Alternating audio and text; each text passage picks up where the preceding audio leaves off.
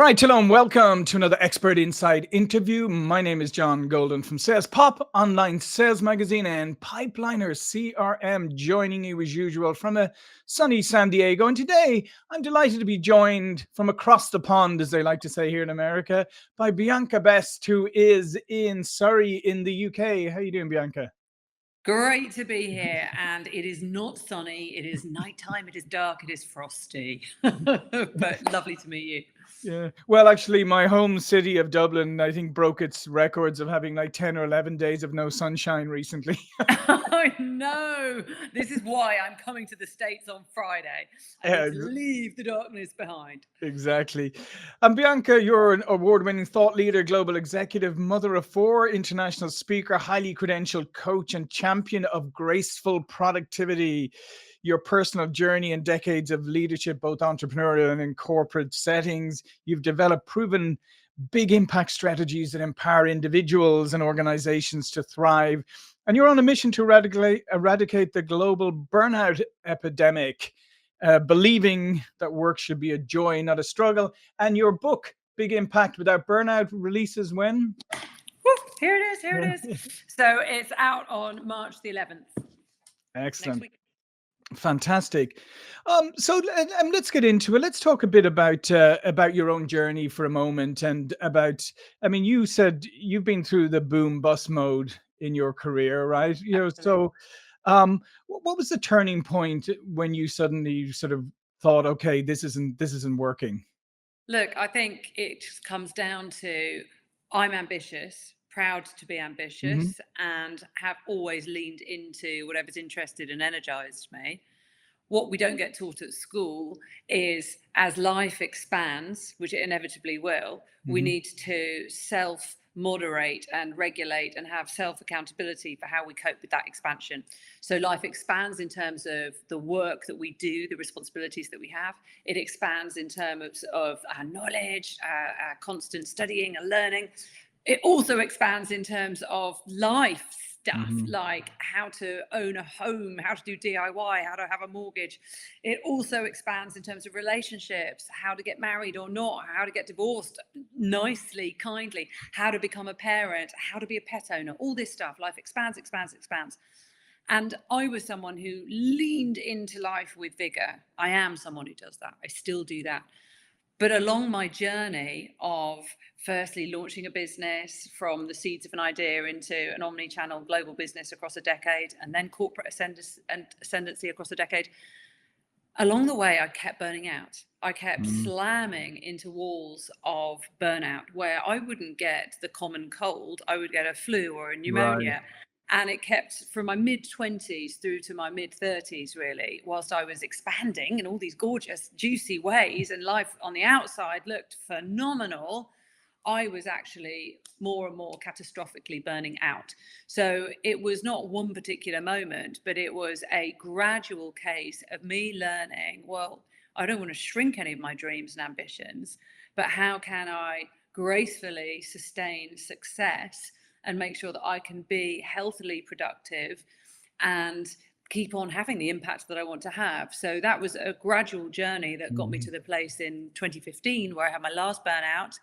And then everyone started asking me, how can you have a corporate career and run a business and have Hmm. four children and jog every morning and still be smiling? What are you doing? So I bottled it up, and that's what's become the burnout business.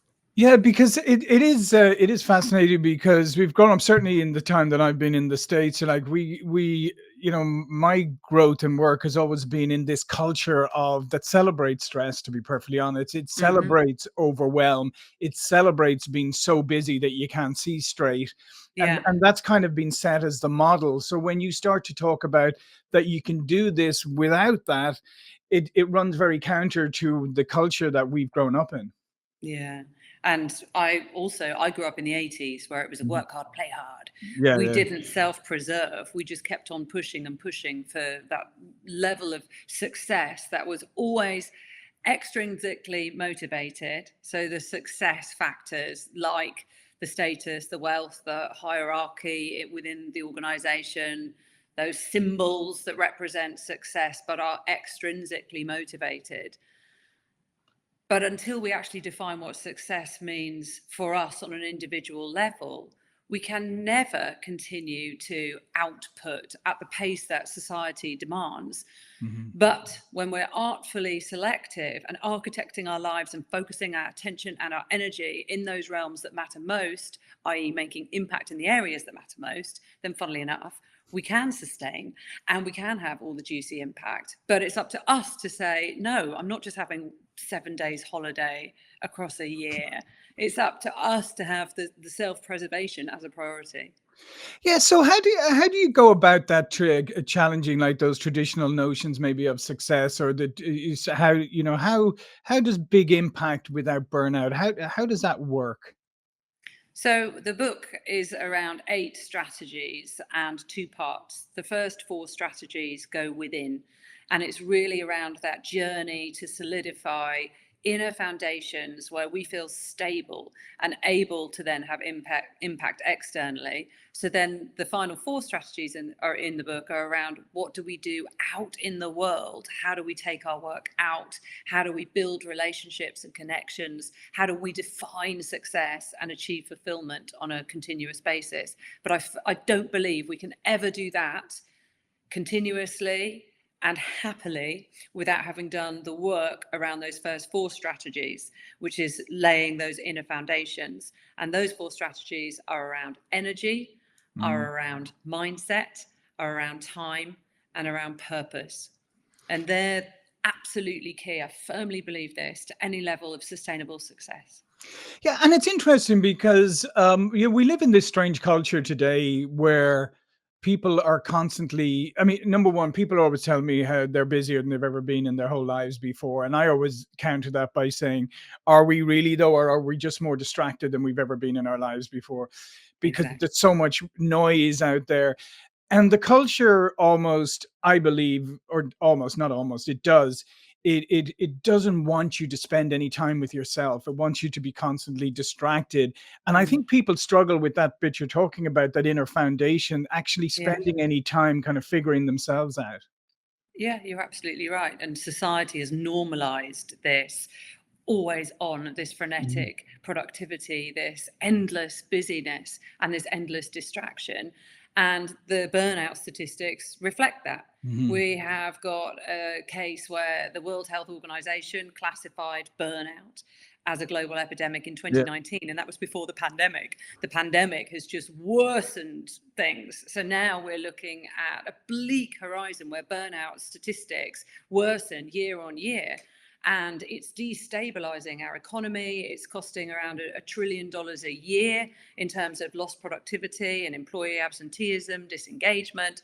And in those horrendous statistics, 75 to 90% of burnout cases are lifestyle based and preventable. Right. So, if organizations and individuals are recognizing that this status quo cannot continue, the work needs to be done internally, first and foremost, to take that self agency and self accountability up to the fore to make sure that we can thrive. But it's our responsibility. Yeah, no, I love that because I think that accountability thing is so critical. And again, I think the pervasive culture today has sort of told you that you're not accountable. You don't have to be accountable for anything. It's always, Mm-hmm. as you said, it's always external to yourself. I think that one of the greatest liberating things in life is when you realize that you're responsible for your life, right? When I you agree. actually take that and you realize, yes, there are things that happen to you that maybe perhaps you don't have control over, but you have control over how you react to them. You have control over whether you stay in those situations. You have so much more control. But it takes taking that first step of saying, my life is my fault. Yeah, absolutely. Well, it is that famous Viktor Frankl quote: Mhm. "The last of man's freedoms is our choice of attitude," Yeah. and that's it. And another interesting statistic around that is that emotions, when they arise in the body, they only last 90 seconds, and then they float and flit on. But it's how we react to those emotions that changes our destiny, if you Mm. like. Yeah. So we have to be accountable. And all too often, I see shame and blame. around burnout. So there's definitely this tendency to feel that we are failing because of this societal expectation of you should just keep grinding. So there's an internal shame. I certainly felt this for many years. I was so embarrassed. Why couldn't I keep doing it all? Why couldn't I? And I didn't realize that it was a myth. The whole myth of having it all was a myth. It was nonsense. I didn't want it all. I wanted to be more choiceful. So that was incredibly important to learn. We have to learn. So for me, it was about that sort of shame side of things, ending that cycle. The blame is also very paramount, where we see employees saying it's my boss's fault. Yeah. It's my husband's fault. It's everyone else's fault. And that, again, isn't right. We are custodians of our lives. Yeah, and I like when you were talking about those four inner ones. The purpose one, I think, is something that people struggle with hugely, because I don't think it's always their fault, because I don't think it's ever really been explained to them what purpose really means. Because most people think, okay, well, what's your purpose? Well, my purpose is to just provide for my family. That's why I'm doing what I'm doing. Or I want to do this, therefore I'm doing this. But that deeper purpose, I don't think people know how to articulate that. How did you discover your purpose? Well, I love that you are focusing in on purpose. My son came in here the other day and said, Mom, I'm so worried. I don't know my purpose. And it just made me realize that it's become this ethereal thing. We're seeking purpose, eradicate child hunger around the world. We think that's what purpose is. Purpose is simply following our excitement. It's simply understanding what makes us happy. And we can do that by paying attention to our passions. So what is it that we love to dive into? So Saturday morning, you wake up in bed, you don't have an agenda. What do you start researching? What are you interested in? Where does your knowledge want to expand? So your passions. Then you've got your values. You've got those core attributes that motivate you in life. What are your non-negotiables, the things that really, really matter to you, your values. Then you've got your skills, your strengths. So in terms of identifying what your purpose is, picture a Venn diagram, and we're going to have a suite of circles. In one circle, we've got your passions. So what is it that you're really interested in that on a Saturday morning, or you've got no agenda, you guilty pleasure research in bed because you can't get enough of that particular subject and you want to keep expanding in it. Then you've got a circle with your values in, your value set. Now your values are your light posts, your guide posts to what motivates you in life, and you can only really find fulfillment when you're honoring your values. So you've got your values there. Then you've got your strengths, where you are able to do a particular task, unleash a skill that you find absolutely easy and other people struggle with. That is your beautiful, the sweet spot is in the middle of that. And when we pay attention to our passions, our values, and our strengths, it all becomes a lot easier if that's where we focus our time, energy, and attention. Yeah, what's really interesting about that is, again, going back to human nature, and also where we've all grown up in both work and life, is this idea of we always focus in on the things that we're not good at, right?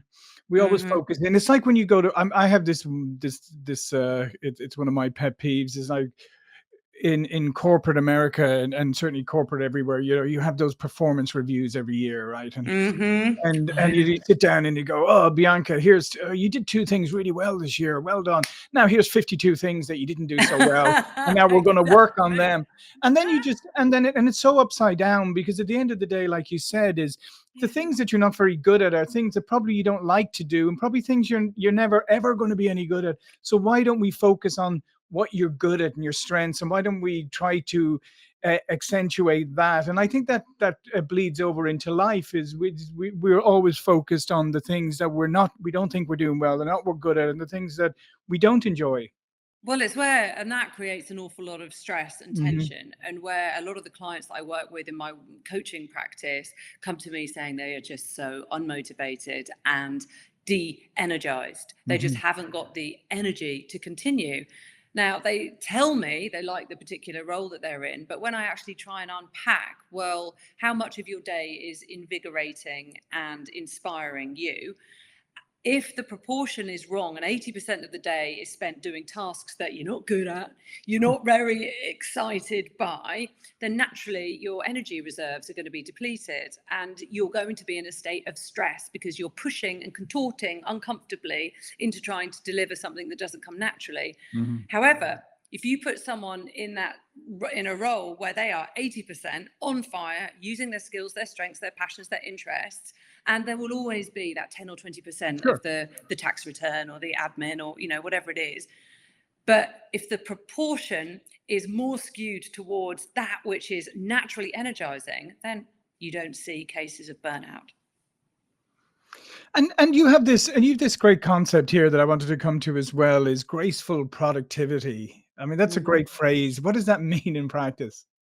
Well, it's stepping out of the freneticism that has been absolutely normalized, especially post-pandemic. I mean, during the pandemic, we slipped into 11-hour working days. That was the norm. We all know about the sort of blurred lines between at home and work. But that badge of honor, of busyness that you talk about, that is also so prevalent. And this busyness is actually not necessarily aligned with our highest contribution or where impact can best be felt. So graceful productivity is stepping into a place where we are very pointed and conscious with how we apply our energy, our focus, our attention, because it's absolutely possible to have your biggest impact when you are very conscious around how you are investing your time and your energy. And fundamentally for me, it comes down to energy management over and above time management. Because if you're following your energy, you are following your highest excitement, what matters most to you, what honors your values, when you're in your integrity, then you have an abundance of energy anyway. And so you're able to operate and glide through life with more grace. And that's really my mission, is to try and inspire people who are overwhelmed and feeling that they fear they can't launch another business. They don't want to get a promotion because they don't want any more on their plates. I'm trying to inspire the optimism that actually, if you revere and respect your energy and that becomes the priority, then actually you can have success with grace. You can just flow into graceful productivity and you can still have incredible output. I'm not saying we need to diminish that, but it's got to be aligned with what energizes you. Yeah, and I love that you just mentioned that, because I talk about this sometimes. Like, we often talk about fear of failure, but I was to say, like, fear of failure, sure, but fear of success is a real thing too. Exactly what you just articulated. Like, oh, I want this and I'm going to get this, but then, like you said, oh, but how am I going to handle it because it's going to expand? Maybe it means I have to move. Maybe it means I have to do something different. And suddenly, and as you said, I mean, approaching those things differently. Why does success have to be a negative the to you? struggle? It shouldn't be the struggle that it is for so many people. And I've just learned it's when you come back into your integrity. I mean, I had a jump when I sold my first business and I leapt into corporate, and I was in my mid-30s, and I'd never actually been in corporate Britain before, and suddenly I was in big organizations and I didn't know how to behave. So I cut a fringe, I wore shoulder pads and black suits, and I thought this was how I had to show up in corporate. And unsurprisingly, I was exhausted because I wasn't being myself. I was putting on this sort of protective personality that this is Bianca in a corporate environment, because I had assumptions that that's what I needed to do and who I needed to be. And it didn't work. It really didn't work. And ironically, the more I stepped into, well, hang on a minute, these are my values, this is who I am, and I don't like this environment, so I need to change organizations, or this particular culture doesn't chime with what I actually really value and cherish. I had to make changes and decisions, but the more I stepped into being me, the easier and the more fun it all became, and the more the energy abounded, and the burnout stopped. Yeah, and one other thing I wanted to mention too is, as you alluded to there a few minutes ago, I mean, I think it would be good for people sometimes to look at you. Again, we think that it's the amount of hours you put in, like, so I was putting in Mm, all these hours today, but look at the actual output of the quality. When do you do your best quality work? It's when your mind is clear, your energy is high, and mhm. maybe that's an hour. Maybe that's just an Yeah, hour. Maybe it's 2 hours, exactly. whatever. Yeah, And to be yeah, honest, I've always found that myself. Like, I find, you work in these fantastic spurts and you're on fire and you're just doing stuff. And then other times you're not. And I think if people yeah. paid a bit more attention to that, they realize that the work that they're doing in those concerted blocks is probably outweighs all the other work they're doing. Absolutely. It's that focus and it's that flow. And I talk a lot when I do my keynotes about the Greeks had two words for time: Chronos and Kairos. Hmm. Chronos time was that chronological tick, tick, tick, tick, Hmm. tick, tick, linear time. And then Kairos time is what you just described. It's that more nebulous, floaty, full time where time actually dissolves and Hmm. expands and it's almost irrelevant because you're just absorbed in the present moment. And that's a beautiful state to be in. And if we can bring that into our lives, there's a grace in that. And that absolutely comes through energy management over and above time management. Because when you're doing that work with energized vigor, then not only is the output better, but you feel a sense of agency as well, and time starts to expand. Yeah, no, it's fantastic. And just in finally, what's one piece of advice? Obviously, read your book. I think would be one great piece of advice. But one piece of advice, if somebody's feeling overwhelmed and burnt out, and they just don't know what to do. Growth always starts with self awareness. And I've just Mhm. come from a keynote I just did at Accenture. And I asked everyone in the audience who has a journal, and only two people, two women, put their hands up. And that signals to me that there's only two people in that entire auditorium that are actually conscientiously concerned about proactively managing their self awareness so that it's part of a daily practice. And that's a problem because if we want to grow and ascend into a wonderful, beautiful life where success Mhm. has grace and we're in graceful productivity, it starts with self awareness. Yeah. So I would really encourage listeners to get a journal, start the work of know thyself, because it truly is where you can then unleash your most magnificent self. Yeah, no, that's a great piece of advice because I always say to people, the self awareness is the greatest gift you can give yourself. Unfortunately, most of us give it to ourselves maybe a little bit too, later in life than we should. So if you're younger now, if you start your self awareness journey at a younger age, I guarantee you're going to have a fantastic life. That's so true, so true, so important. Yeah. So all of Bianca's information will be below this video. But before we go, please do tell people a little bit more about you and what you do. I am an impassioned author, mother, and I care so much about eradicating burnout and inspiring hope with the knowledge that all success is absolutely possible when we just step into a place of integrity.